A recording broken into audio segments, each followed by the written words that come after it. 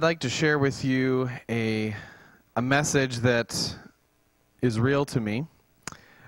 The other day, my son and my wife was spending some time praying with him at the altar before service. And so she's telling me some of those stories. If you're following along, something I shared a long time ago, sometimes you don't live something until you share it with the person that you love. And so she was living that experience of this time of prayer with our son at the altar. And so, anyway, long story short, she asked him, well, what do you want to tell God? And he's like, well, I want to make him smile. And he went on to elaborate on how he was going to do that.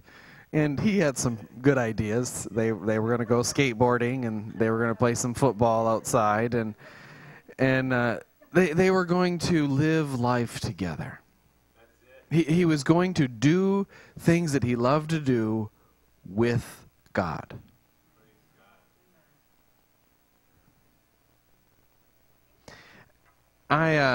I had many different focuses that I put down for this message. I ended up on power to change, but I thought I'd give you some of the other ones for free. Okay. The other one that I remember off the top of my head was the focus being not me, myself, and I.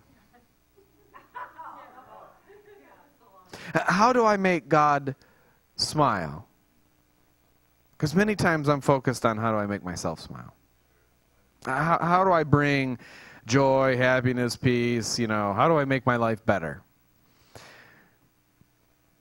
An interesting concept to be interested and consider how God experiences life with us.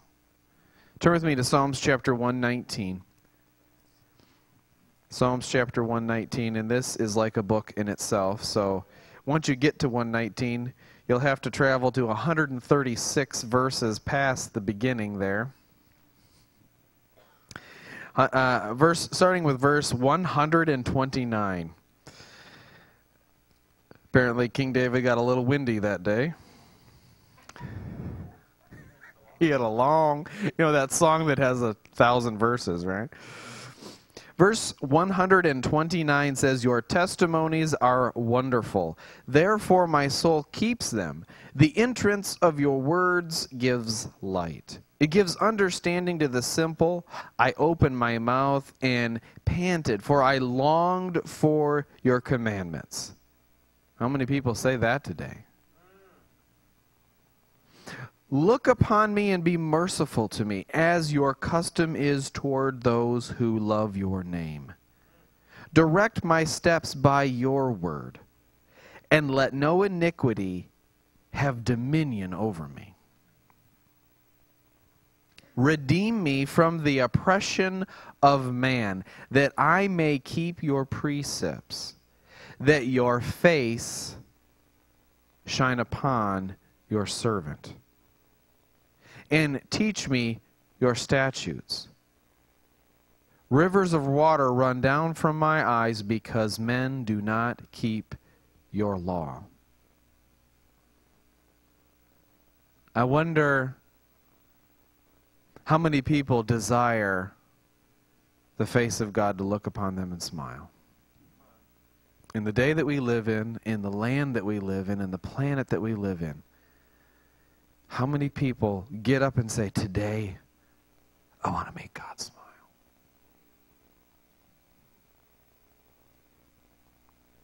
How many people connect with the emotion that God experiences when people go against his instruction and disobey his commandments?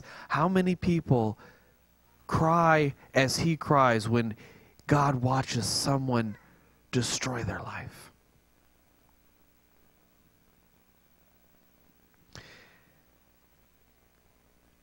How do we show that we love God? Well, we keep his commandments. We talked back about what the first commandment was. We probably realized I might have missed that one. We probably do a very poor job at keeping the commandments of God. We go, I didn't kill anybody today, I'm probably fine. You know, we pick the big ones and think, I didn't kill anybody today, so I'm keeping your commandments, God, you know. For some people, that's difficult. For the rest of us, that's probably not where we're making our error. God sees our meager effort as an act of love. Just as parents appreciate their children's effort to help you clean up.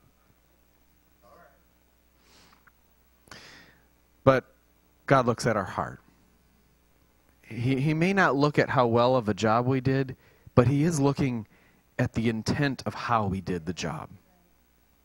And the fact that my son got the broom out and tried to sweep up the floor, and I get it, nothing got in the pan, and then I had to sweep a larger area. But he tried. Thank God. In Noah's day, the entire world had basically said, you know, I'm not interested in making God smile, but I am definitely interested in making myself smile.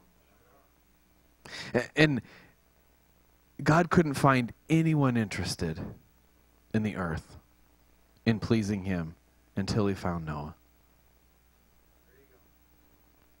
And Noah was a pleasure to God all the days of his life. God used him to extend and change the future. What will God be able to do with someone who desires to please Him? What can God do with someone who desires to please themselves?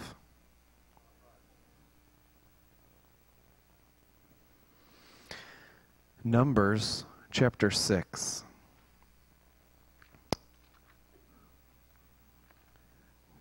Numbers chapter 6. I have my bifocals on, also known as tears. They hang out at the bottom of my eyes sometimes when I'm preaching. Tough crowd, all right.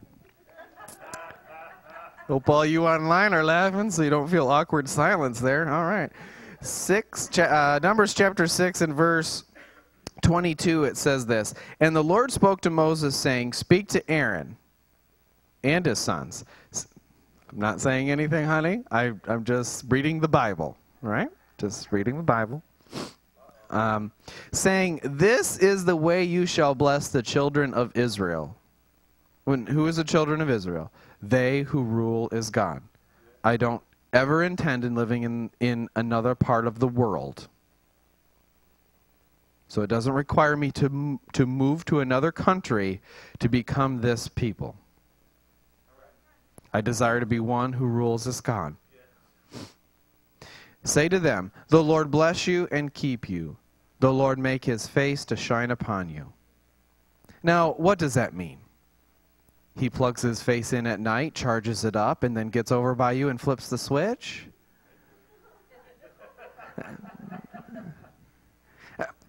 Maybe He just simply looks at you and smiles. Maybe He just simply looks at you and His pearly whites are exposed and it lights up. He looks at you and joy fills His heart. That is the response when He sees you. And be gracious to you. The Lord lift up His countenance and give you peace, so that they shall put my name on the children of Israel, and I will bless them. I want God to look at me and smile. I don't want Him to look at me and go, really? You did that again? We just talked about how we weren't going to do that. You just promised me you would never make a mess like that again. Many times correction is not felt like love. The time out, the loss of privileges, the removal of something we want. As a parent, if I let my child continue in something that would hurt them, do I love them? Love is helping them and giving them a chance to change their mind about it. Stopping my baby girl from putting something in her mouth that she could choke on will cause her to cry. When I remove something that she has so intently worked at finally getting while walking around in her walker, and then she gets it, and the victory in which is seen upon her face, and as she shoves that, whatever it is, into her mouth and to begin to consume it as though it's macaroni and cheese. I come over and I remove that. The sheer look of, how dare you? You horrible person. Let me tell you what I feel about that. The cry begins. How dare you take what I've accomplished? I tell you what, that cry is much better than choke. I would rather hear her cry than hear her choke.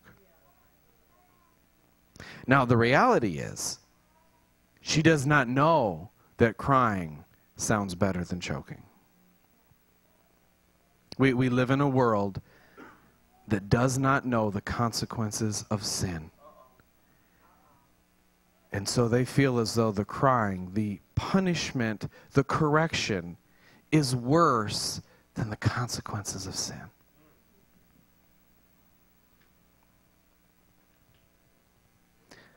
The one thing that God does not have is our obedience. Now, I'm stealing that from the most amazing preacher I know, Mr. Heath. He came up with that, so I cannot take credit for that, but I think that is a powerful statement. I wish I had thought of it, but you know, the Bible's free game. Get in there, find a good one, say it before anybody else. No one's stopping you. Just saying. Should have studied a little farther. You know, anyway. With obedience, we gain so much.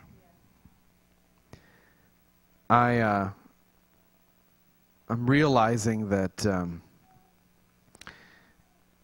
I desire God to smile upon me as I father my child, as I correct my child, as I realize I'm not patient enough, as I realize, oh, I found out some stuff about me that I must need to change so that I don't teach that to them. If I come to the place where I'll never have to change, it's probably the day that he's probably not going to smile anymore. There's none perfect. I'm not trying to get to perfection, as I'm never going to reach perfection. But I want him every day to look at me and say, he tried. He got the broom out. He got some in the dustpan today. Bonus.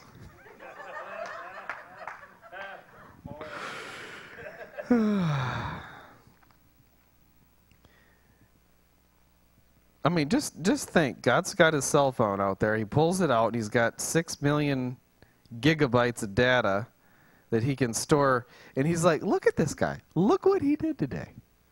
Look at the mess he made. Us is what he lives for. He lives for what you accomplish and do and learn today. And when one of us says, I'm not interested in doing anything you tell me to do today, God, in fact, I'm going to do the exact opposite of it. Look at what he did. Look at what he chose to do that. This is the consequences of it. He's mad at me because I told him it was wrong. But I tell you what, he'd be much worse. He would be infinitely more mad at me if I had let him do it, experience the consequences, and then him come to me and say, why didn't you tell me? So, I'm not going to be the one who you can say, why didn't you tell me?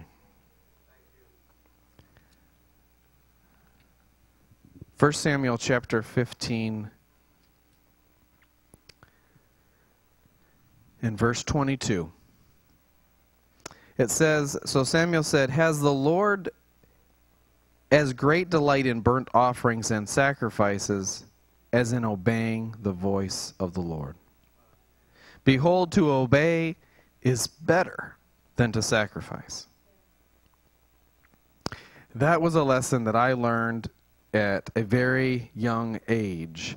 I, in fact, had a laminated card that said, obedience is better than sacrifice. Because when you disobey, you will sacrifice something you want. Now, for me, it was snowmobiling. But do you understand, just in that principle of disobedience, and I lost a privilege, I learned the consequences of that sin has consequences. Adam and Eve, I was reading Adam and Eve's story to Liam one night. He wants to read a story. He's like, read me the Bible.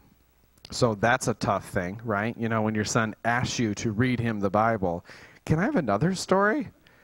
Sure. Yeah. And so we're reading that. And I couldn't help myself but tell the story right. You know, it was really simplified for the child's book, and I thought I just might fill in a few blanks. He really liked that flaming sword part. He had to explain to me how that worked. I spent a little extra time talking about obedience. They had a choice. Very subtly, the serpent beguiled Eve. And very subtly, they blamed everyone else. But no one made Adam take a bite of whatever that was. No one shoved it in his mouth, pushed his jaw up and down, and shoved it down his throat. He chewed it, he ate it, he swallowed it. We can't blame anyone else for our sin. Doesn't matter who gave it to us, or where it came from, or who we learned it from. But the reality is, we have the power to change it. We have the power to no longer be bound by it. We have the power to no longer let our iniquity overcome us. So today, I pray that you would make God smile. I pray that you would desire to see him take a photo and go, man, this one's going up on my wall. I'm so proud of the effort that he put into it. I mean, the accomplishment, that's neither here nor there. But the effort that went into it, the heart intent in which you did the obedience unto God with. That's what he's after. He's after a relationship with you. Father, I pray that each one that hears this word of the Lord would take upon themselves the power to change by simply desiring to think about you and not me, myself, and I. Thinking about what causes joy to happen in your life and also what causes tears to happen in God. Let us be one that desires to cause joy to burst forth in our Creator. Father, we love you tonight. We're thankful that you have given us the ability to overcome the things that come against us, the things that would try to destroy our life, destroy our joy, tear us apart. You have given us the ability to overcome all those things. And so we thank you for that tonight, Lord. We give you praise tonight. You're a good God, and we love you. Thank you for being one who cares about our life. And so we care about yours.